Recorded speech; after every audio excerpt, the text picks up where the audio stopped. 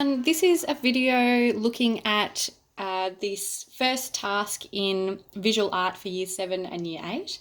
So in this task, we're going to be looking at the technique of drawing from observation. So if you want to read along, you can access this task sheet from Compass on the Google Class newsfeed. And I'm just going to read through it, and then we're going to discuss what this task is about, and I'm going to give you some visual examples so you know exactly what you need to do. Okay, so the task sheet says, and at the top it says year 8 art, but this is, this task applies to year 7 and 8 art. So as we grow and learn more about the world, we refine our understanding of how things work and what things look like.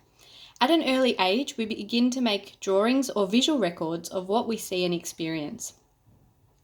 How many people as toddlers grabbed an instrument for making marks and scribbled over furniture, walls, etc.? When we are this young, we are totally absorbed in the process and we create with joy. A lot of you probably enjoyed art at primary school, but when you get older, you tend to judge yourself more. This is often because your ideas become more sophisticated, and as a result, you can think that you're not good at drawing.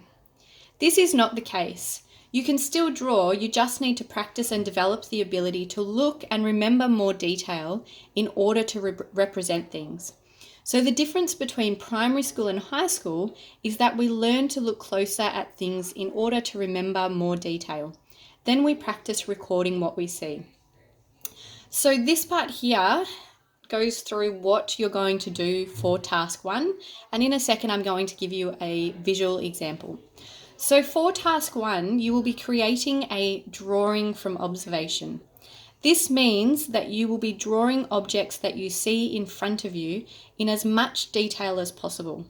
So the first thing that you're going to do is look at the objects inside your pencil case or around your house. So if you haven't got your pencil case with you, try and see if you can find things like pencils, texters, grey leads, pens, staplers, sharpeners, scissors, glue sticks, whiteout, highlighters, anything like that that's stationary. Try and find that in your house because those are the things that we're going to be using to arrange and then draw. So then number 2 is choose a range of those objects and draw them to create the title art on a piece of paper that Mrs. Clark or your teacher will supply.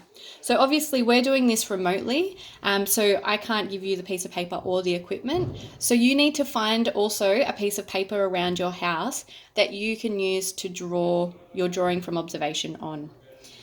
Finally, you're going to use grey lead first and then go over your work with fine liner. So now I'm going to give you a visual example of what I mean by arranging and drawing these tasks. These letters. So I've just got a few things from my pencil case, and I'm just going to arrange them to spell out the letters A-R-T, which spell out art. Okay, so as you can see,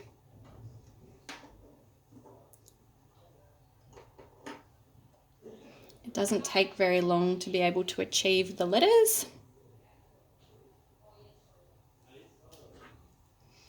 So I've used a range of things that I found around or in my pencil case and around my office.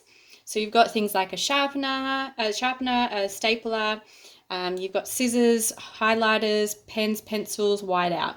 Okay, so you don't need anything that's super expensive. It can just be things that should be in your pencil case.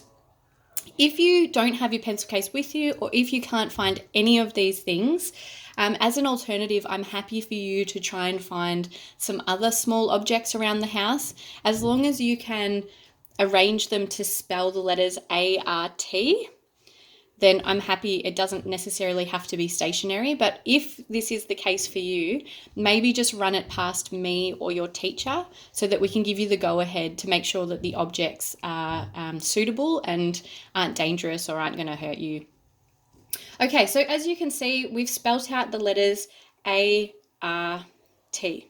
So that's the first thing that you're going to do once you've found your objects. And once you've arranged them to spell out A-R-T, you're then going to grab your piece of paper and you're going to start drawing the objects. And what I mean by that is you're going to have a look at the object in front of you. You're going to observe the detail in each of the objects that you've got, and you're going to try and replicate that detail in your drawing. So things that we don't want to see are things like tracing. So this is not a tracing task where you would say, grab a piece of paper, put your object on top, and then draw around it. We don't want to see tracing in this task because we're trying to develop and improve our drawing skills. Okay, so the way that we're going to do that is by practicing looking at objects and drawing the details that we can see. So that is what we're aiming to do in this task. So please do not trace your objects. Please put them in front of you, and using a grey lead pencil, if you have one ideally, you will draw what you see in front of you. And you want to try and include as much detail as you possibly can.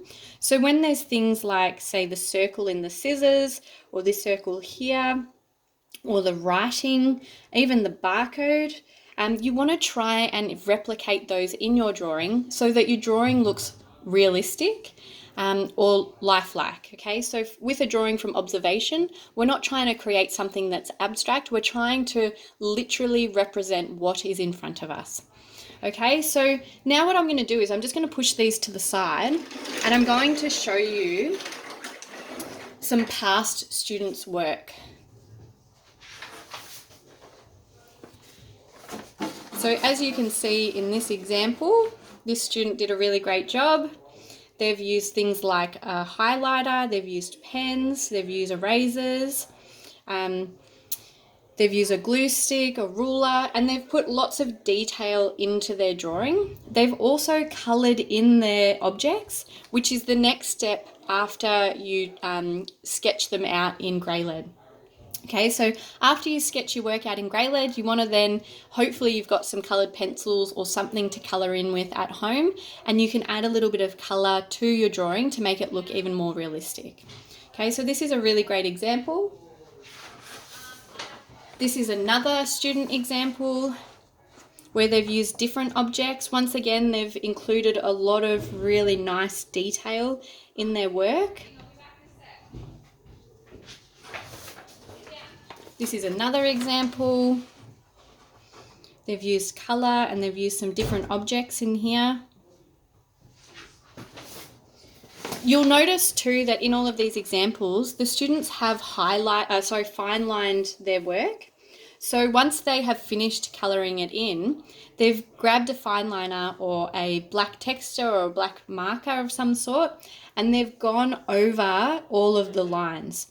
This is a really good way to finish off your artwork and just to make it look sophisticated and to make all of your outlines really stand out. So if you have a marker or a black texture or a fine liner at home, I would strongly suggest that you use that at the end once you've finished drawing and colouring, just to make your lines really stand out, because it's going to definitely improve your artwork. This is the last example that I have. So as you can see from these student examples, they've done a really great job. They've put lots of detail into their work. They have drawn from observation. They haven't just traced their objects. And as you can see, the objects that they've used and in their drawings are quite realistic. So that's what we're aiming to achieve in this. So for task 1, just to recap of what you're going to do, you're going to look into your pencil case or around your house. You're going to find some objects of stationery, if you can. You're going to arrange them to spell out the letters ART, and then you're going to draw those objects in the arrangement of the letters art for your drawing of observation. And once you've finished drawing that in grey lead, you're then going to add some colour. And if you have a fine liner, you're going to go over your work in fine liner. Okay, so we'll leave it there, guys. If you've got any questions or any issues, please discuss them with either me or your classroom teacher. Thank you.